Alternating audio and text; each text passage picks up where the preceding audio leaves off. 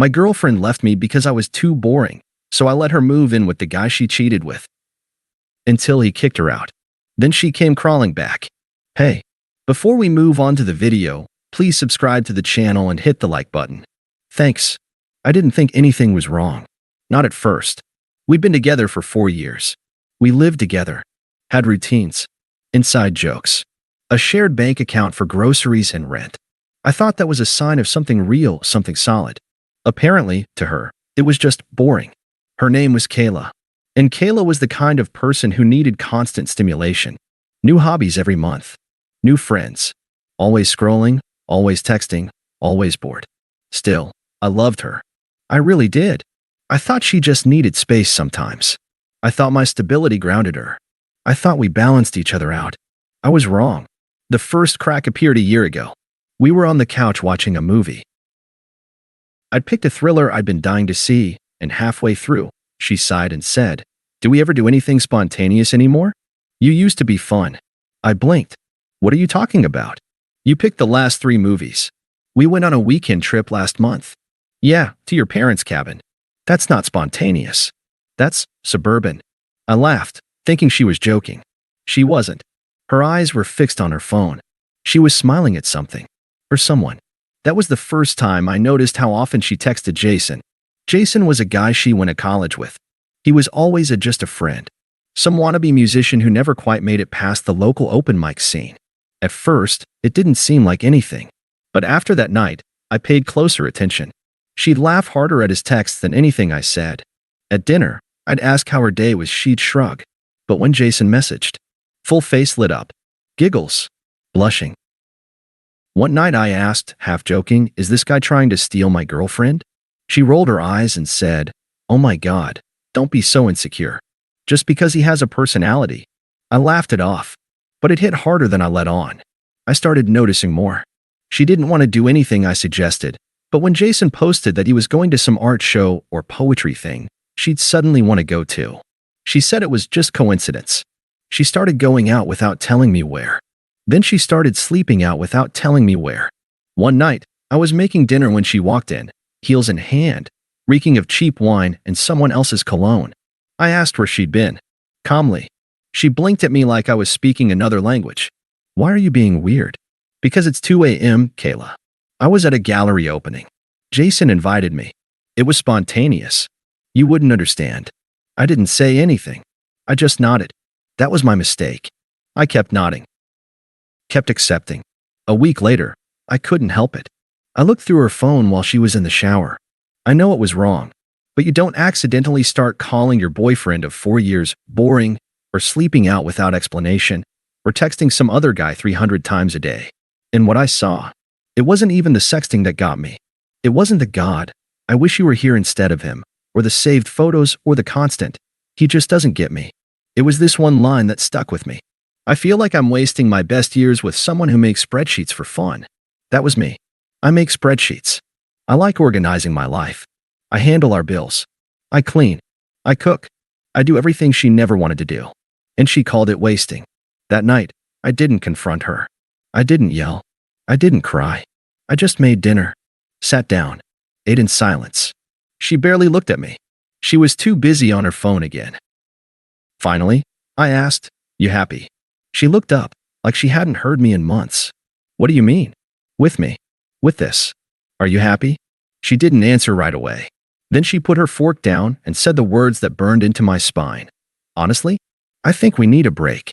I want to feel alive again." "And Jason makes you feel alive?" She didn't deny it. She didn't even blink. By the next morning, half her stuff was gone. She said she was staying with friends for a while, but I knew what that meant. She didn't even try to make it hurt less. She acted like I should be proud of her for following her heart. And the worst part? Her friends backed her up. Her sister texted me, "I hope you'll give her space.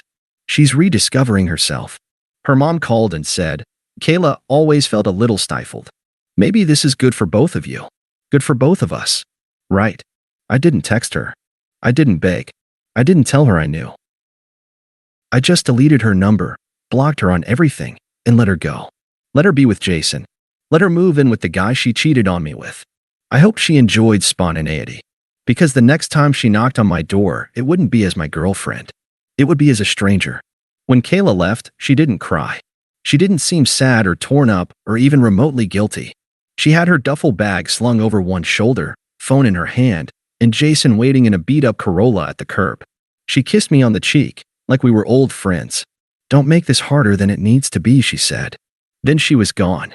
I stood in the living room, our living room, surrounded by furniture we picked together, the art prints she chose, the candles I bought to make her feel at home. And suddenly it all felt like a set from a play I didn't want to be in anymore. The first few weeks were brutal, not because I missed her, because I couldn't stop replaying every moment, every joke she made about me being predictable, routine, vanilla. Every text she sent him behind my back while I was cooking her dinner or folding her laundry. I went no contact, not out of spite, but because I didn't want to be a backup plan. She chose chaos. Let her live in it. 1 month later, I got a text. "Kayla, hey Kayla, do you still have that big winter coat I left?" The gray one. "Kayla, it's freezing in Jason's place. The heater's broken, LOL." I didn't reply. 3 days later, she was at my door. Coatless, arms crossed, fake smile. "Hey, I figured you didn't see my texts." "I saw them." "Oh, cool. So, can I grab it?" I handed her the coat and started to shut the door, but she held it. "Wait." I stopped. "I just wanted to say, you look good. Like, healthier." "Thanks." She shifted awkwardly. "I've been meaning to ask, how's Charlie?" "He's happy." "I miss him." I just nodded. She lingered for a second, waiting for something. I didn't give it to her. Then I closed the door. 2 weeks later, another message. "Kayla, I drove past the park we used to go to. Remember the taco truck?" "Kayla, we had so many good memories, Kayla. I've been thinking a lot about things, Kayla."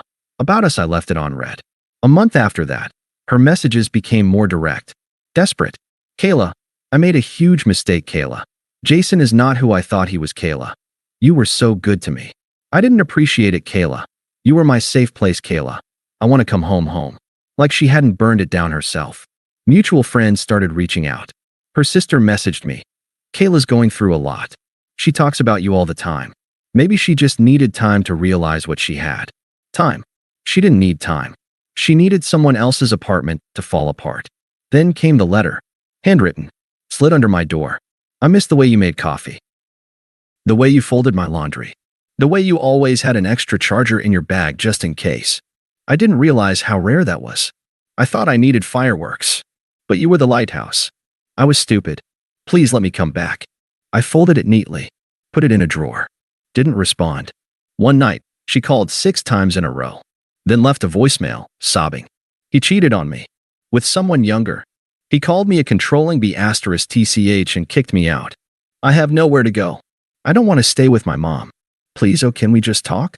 I don't even need to stay, I need to be near someone who actually cared about me. She wanted warmth, security, a place to land. But I wasn't her landing pad anymore. I didn't pick up. And that's when she stopped pretending. The next message was venomous. "Kayla, wow. You're really just gonna ignore me after everything we had? Kayla, you're such a coward. Kayla, no wonder I left in the first place." That message made me smile. Because there it was. The mask off. The same selfish, impulsive, entitled girl who threw everything away to chase a daydream, furious that the comfort she took for granted had vanished the second she wanted it back. 1 month after that, she came in person. It was raining. She was soaked. Hair plastered to her face. Makeup smudged. Her eyes had that desperate gleam, the look of someone who finally realized the door she kicked down no longer existed. It was almost poetic, how it happened. Cold rain. Thunder in the distance. The kind of night where you're glad to be indoors with a cup of tea and a warm blanket. I was curled up on the couch. Charlie was snoring at my feet. My phone buzzed, and I glanced at it. Unknown number. Ignored it. Then came the knock. Soft. Awkward. Hesitant. I knew before I opened the door. There she was. Kayla. Soaked to the bone. Mascara running. Hoodie clinging to her like it didn't belong to her. Which it didn't. It was mine. The one she'd kept and probably worn to feel something. She was clutching a duffel bag. Her eyes flicked up at me with a trembling little smile. "Hi," she said, shivering. "Can I come in?" I stared at her for a long moment. Not in shock. Not even in anger. Just quiet recognition. like watching a ghost try to crawl back into its grave. She laughed awkwardly, gesturing at the rain. I know this is dramatic, but I didn't know where else to go. My mom won't take me in unless I agree to go to church. Jason's got a new girlfriend.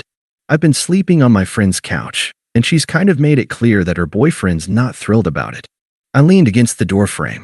Why are you here, Kayla? She blinked, then gave me that look. The one she used to use when she wanted something. Gentle voice. Soft eyes. Like if she looked sweet enough, I'd forget everything.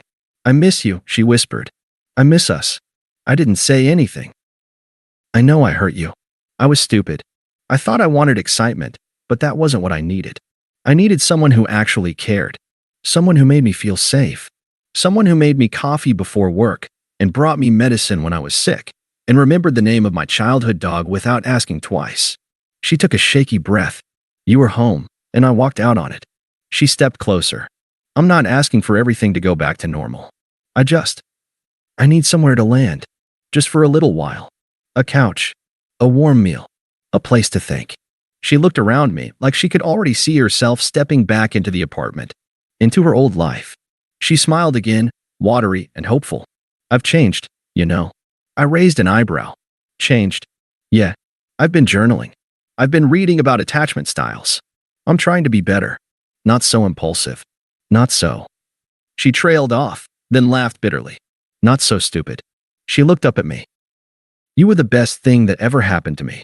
I was just too immature to handle it. Her voice dropped to a whisper. Please, let me come home. I stood there for a second longer. Then I stepped aside. Her face lit up. She took one step toward the doorway, and I held up my hand. Stop. Her smile faltered. What? I looked her in the eyes. You don't get to come back now. She blinked. But you left, I said. You didn't just leave, you mocked me. You laughed behind my back. You called me boring. You cheated. You walked away from something stable, something loving, something real, because it didn't feel like a movie script. She was silent. You wanted fireworks. You got them. You thought I was your safety net. You thought I'd be here, arms wide open, when it all fell apart. Her lips parted like she was going to protest, but nothing came out. So I finished it for her. I'm not your backup plan, Kayla. I'm not your plan B. I'm not the guy you come running to when your exciting life turns out to be garbage. I looked at the duffel bag, then back at her. You burned this house down, and now you want to sit in the ashes and call it home again. I took a deep breath. No. And then I closed the door. Gently, quietly, but it hit harder than any slam ever could. I heard her stand there for a moment, then walk away. Charlie let out a sleepy bark from the couch. I sat down beside him, reached for my tea, and pressed play on the movie I had paused. Peace. That's what being boring gets you. And I'll take peace over chaos every damn time. A few months after I shut the door on Kayla, I heard she moved back in with her mom. Apparently, the new girlfriend Jason had lined up dumped him after 2 weeks. He crashed on someone's couch, then skipped town to tour with his band. Kayla was left broke, jobless, and bitter. She tried texting me again. This time, there was no apology. Just a 2-word message. You changed. She was right. I did. I stopped building homes for people who only ever plan to leave. Now I live with someone who doesn't think love is boring, who thinks peace is passion and stability is sexy. And Kayla? She's still chasing fireworks while I sleep under calm skies. Thanks for watching. Make sure to subscribe to the channel and hit the like button.